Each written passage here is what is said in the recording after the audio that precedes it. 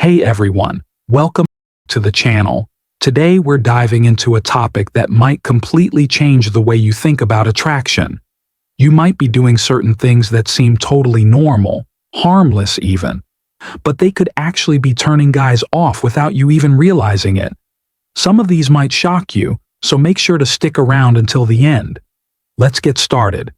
First up, being too desperate for attention. Confidence is attractive, but constantly seeking validation can come across as insecurity. Guys can sense when someone is trying too hard to be noticed, and that energy can feel off-putting instead of charming. Next, constant complaining. Of course, we all have rough days, but if you're always venting about the negatives, it can drain the mood of those around you. Nobody wants to feel like they're walking on eggshells or that you're impossible to please.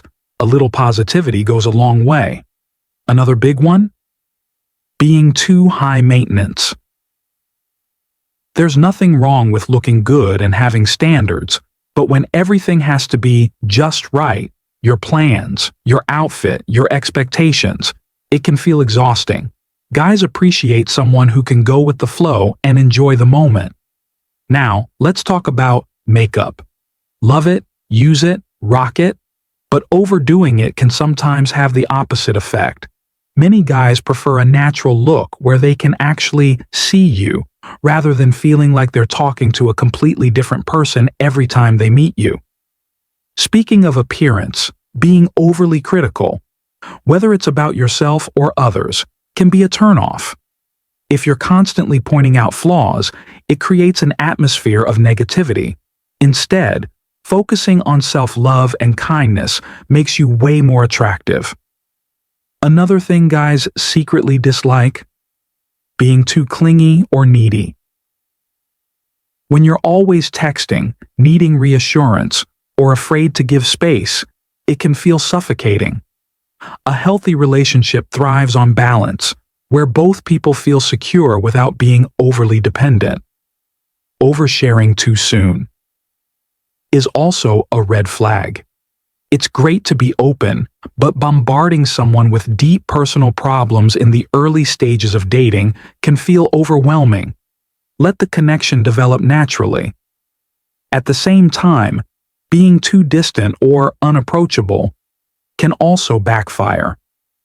If you're too hard to read or act overly mysterious, guys might assume you're not interested and move on. A warm, inviting attitude makes all the difference. And of course, we can't forget poor hygiene.